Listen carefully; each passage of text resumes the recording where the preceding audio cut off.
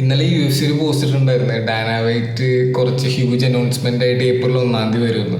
ഈ ഏപ്രിൽ 1 എന്ന് പറഞ്ഞ ഡേറ്റ് UFC ഹിസ്റ്ററിയിൽ അത്യാവശ്യം ഇമ്പോർട്ടൻ്റ് ആയിട്ടുള്ള ഒരു ഡേറ്റ് ആണ്.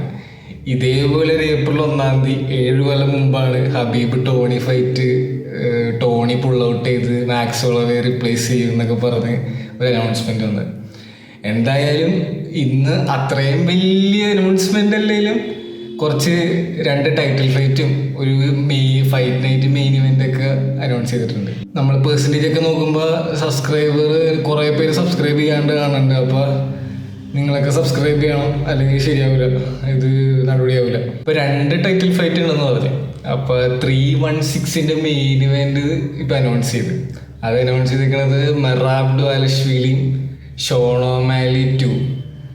ഈ ഫൈറ്റ് അനൗൺസ് ചെയ്തപ്പോൾ തന്നെ കുറെ പേര് പറഞ്ഞ സംഭവം ഉണ്ട്. പറഞ്ഞാൽ ഷോൺ ഒമാലി ഡിസർവിങ് അല്ല. ഫസ്റ്റ് ഫൈറ്റ് നമുക്ക് കണ്ടതാണ്, മറ്റേ നമ്മുടെ നോച്ചെ സ്ഫിയറിൽ മറ്റേ ഉമ്മയൊക്കെ വെച്ച് ഒരുമാതിരി ഡോമിനേറ്റ് ചെയ്ത് അങ്ങനെ കൂടുതൽ ഷോൺ ഒമാലിക്ക് അധികം മൊമെന്റ്സ് ഉണ്ടാക്കാൻ പറ്റിയിട്ടുണ്ടായില്ല ആ ഫൈറ്റില്. പക്ക സ്ട്രൈക്കർ വേഴ്സസ് റെസ്ലർ അങ്ങനത്തെ ഒരു മൂഡ് ഫൈറ്റ് ആയിരുന്നു. അങ്ങനത്തെ ഒരു ഫൈറ്റ് കഴിഞ്ഞിട്ട് പിന്നെയും എന്തിനാണ് ഷോൺ ഒമാലിക്ക് ഒന്നും കൂടി കൊടുത്തേക്കണേന്ന് നമ്മൾ ആലോചിക്കും. കാരണം ഒറ്റ ഉത്തരവേ ഉള്ളൂ, UFC കുറച്ച് സ്റ്റാർസിനെ വേണം. ഇപ്പം മെറാബിനെ പോലുള്ള ആൾക്കാരെ വെച്ചിട്ട് പേപ്പർ വ്യൂ സെല് ചെയ്യാൻ പറ്റും, പക്ഷെ ഷോൺ ഒമാലി സെല് ചെയ്യണ പോലെ അത്ര സെല് ചെയ്യാൻ പറ്റില്ല. ഇപ്പൊ ഷോൺ ഒമാലിയുടെ സെല്ലിങ്ങിനെ കുറിച്ചാണെങ്കിൽ കുറച്ചൊരു ഡൗട്ട് പറയുന്ന സംഭവമുണ്ട്. കാരണം ഷോൺ ഒമാലിയുടെ കാർഡെല്ലാം എപ്പോഴും സ്റ്റാക്ഡ് ആയിരിക്കുന്നു. ഇപ്പൊ കഴിഞ്ഞ നോച്ച് ഒരു സ്ഫിയർ ആണെങ്കിൽ എന്തെന്നാലും ആൾക്കാർ മേടിക്കും, അങ്ങനത്തെ ഒരു കാർഡായിരുന്നു. പിന്നെ അതിന് മുമ്പത്തെ ഫൈറ്റ് കാർഡ് എന്ന് പറഞ്ഞു കഴിഞ്ഞാൽ 299, അതും ഭയങ്കര സ്റ്റാക്ഡ് ആയിരുന്നു. കുറേ ബിഗ് ഫൈറ്റേഴ്സ് ഉണ്ടായി. 25 മിനിറ്റിൽ ഈ ഷോൺ ഒമാലിയുടെ സ്നൈപ്പറാണ്. അപ്പൊ 25 മിനിറ്റിൽ എപ്പോൾ വേണമെങ്കിലും 1 ഷോട്ട് KO പവർ ഷോൺ ഒമാലിക്ക് ഉണ്ട്. മെറാബിന്റെ ചിഹ്നാണെങ്കിലും മെറാബ് കുറച്ചൊക്കെ റോക്ഡൊക്കെ ആയിട്ടുണ്ട് ഇതിനു മുമ്പ്. കൊണ്ടാൽ മെറാബ് റോക്ഡ് ആവാം, അങ്ങനെ ഒരു ചാൻസ് ഉണ്ട്. 25 മിനിറ്റിൽ എപ്പോഴെങ്കിലും ഒന്ന് ലാൻഡ് ചെയ്താൽ മതി, അത് മാത്രം പറ്റുള്ളൂ. അല്ലാണ്ട് ഡിസിഷനിലൊന്നും ഷോൺ ഒമാലി ജയിക്കുന്നു തോന്നുന്നില്ല. ഇപ്പം മെറാബിന്റെ ലാസ്റ്റ് 5 ഒപ്പണന്റിന്റെ പേര് നോക്കി: ഉമാർ, ഷോൺ ഒമാലി, സെഹൂഡോ, യാൻ, ആൽഡോ. ഇപ്പൊ തന്നെ ഓൾമോസ്റ്റ് ഒരു ബാൻഡം വെയിറ്റ് ഗോട്ടിന്റെ ആ ഒരു ലെവലിലോട്ട് എത്തിയിട്ടുണ്ട് മെറാബ്. ഇനി ഇപ്പൊ ഷോൺ ഒമാലിനെ തോപ്പിച്ച് കഴിഞ്ഞാൽ ശരിക്കും പറഞ്ഞാൽ ഈ ഡിവിഷനിൽ ഇനിയിപ്പോ മെറാബിന് ഇനി ആരെ ഫൈറ്റ് ചെയ്യാനുള്ള സാൻഡേഗനുണ്ട്, പിന്നെ ആരാണ്, ഡിബിൾ ഡേവിസൺ ഫിഗറോടെ കുറച്ചും കൂടി പുനിയുമ്പോൾ പൊങ്ങി വരും. പിന്നെ ഉമാറിനെ ചിലപ്പോൾ ഒന്നും കൂടി കുറച്ച് കഴിയുമ്പോൾ റീമാച്ച് ചെയ്യേണ്ടി വരും. അപ്പൊ എന്തായാലും ഫെദർ വെയിറ്റിൽ ആഴ്ചയുള്ള കാരണം പുള്ളിക്ക് അങ്ങോട്ട് പോകുന്ന സംശയമാണ്. അപ്പൊ ഇത് മെറാബിന്റെ റെസ്യൂമേ സ്റ്റാക്ഡ് ആയിക്കൊണ്ടിരിക്കുകയാണ്.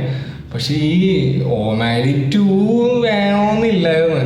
1 കഴിഞ്ഞപ്പോ തന്നെ ഓൾമോസ്റ്റ് ഇനി എന്തിനാണ് ഇതിന്റെ രണ്ടാമതൊരു മാച്ച് അങ്ങനെ പ്രതീക്ഷിക്കണമെന്ന് ഒരെണ്ണോട് കാണാമെന്ന് നമ്മൾ വിചാരിക്കണില്ല. അങ്ങനത്തെ രീതിയിലാണ് 1 ഉണ്ടായത്. ഇനിയിപ്പോ ഇപ്പോഴാണെങ്കിൽ ആ സമയത്താണെങ്കിൽ അവർ തമ്മിലൊരു ആനിമോസിറ്റി ഉണ്ടായിരുന്നു, ഒരു ബാക്ക് ആൻഡ് ഫോർത്ത് ഒക്കെ നടക്കുന്നുണ്ടായിരുന്നു. അങ്ങാട് സ്കിറ്റ് ഉണ്ടാക്കി സെന്തിയിൽ അങ്ങനെ ഇങ്ങനെയൊക്കെ ഉണ്ടായിരുന്നു.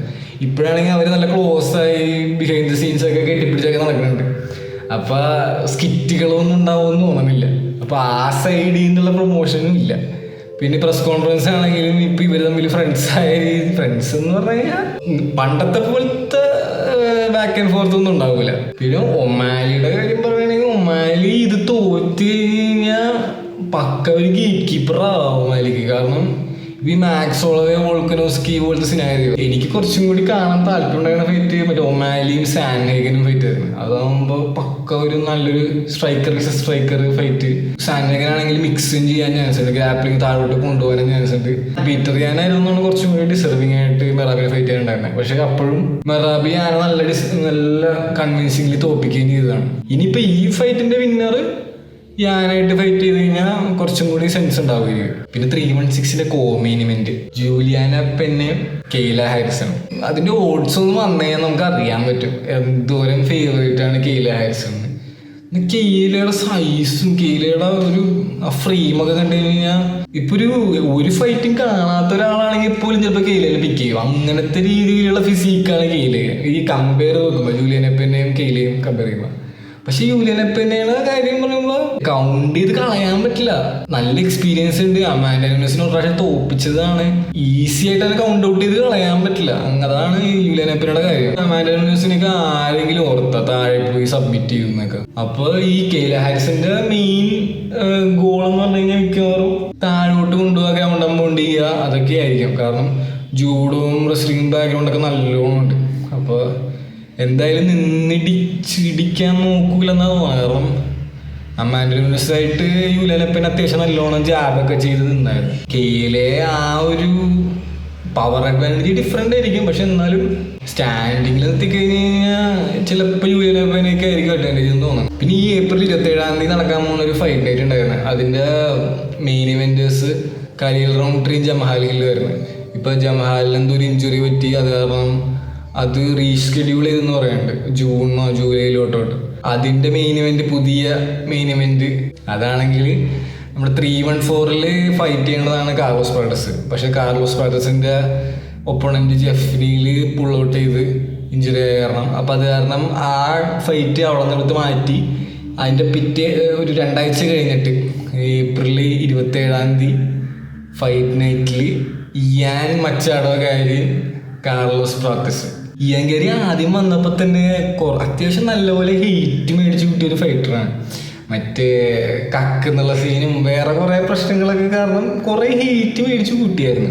അപ്പോഴും ഇയങ്കാരി പറഞ്ഞുകൊണ്ടിരുന്നൊരു കാര്യമുണ്ട്, everyone will always end up loving me എന്ന്. ഇപ്പം അതേപോലത്തെ ഒരു രീതിയിലൂടെ പോയിക്കൊണ്ടിരിക്കുന്നത്. ഇപ്പം ബാക്ക് ടു ബാക്ക് ആയിട്ടാണ് കില്ലേഴ്സായിട്ട് ഷോർട്ട് നോട്ടീസ് ഫൈറ്റ് എടുക്കുന്നത്. അതും കഴിഞ്ഞ പ്രാവശ്യം ഷൗക്കത്തായിട്ട് എടുത്ത് ഇപ്രാവശ്യം പ്രാക്ടീസ്. കഴിഞ്ഞ പ്രാവശ്യം ഷൗക്കത്തിനെ ഓൾമോസ്റ്റ് സബ്മിറ്റ് ചെയ്യേണ്ടതായിരുന്നു. ഒരു എഡ്ജ് വരെ എത്തിയതാണ്. ആ ഫൈറ്റ് കഴിഞ്ഞപ്പോൾ തന്നെ യങ്കാരിയോടുള്ള എല്ലാവർക്കും റെസ്പെക്റ്റ് ഒക്കെ നല്ലപോലെ കൂടിയായിരുന്നു. ഇപ്പൊ ഈ പ്രാക്ടീസിന്റെ ഫൈറ്റ് കൊടുത്തപ്പോൾ നല്ല റാങ്ക് ഡിഫറൻസ് ഉണ്ട് ഇവർ തമ്മിൽ. അപ്പൊ യങ്കാരിക്ക് ഇത് എടുക്കേണ്ട ഒരു കാര്യമില്ല. ഭയങ്കര റിസ്കിയാണ്.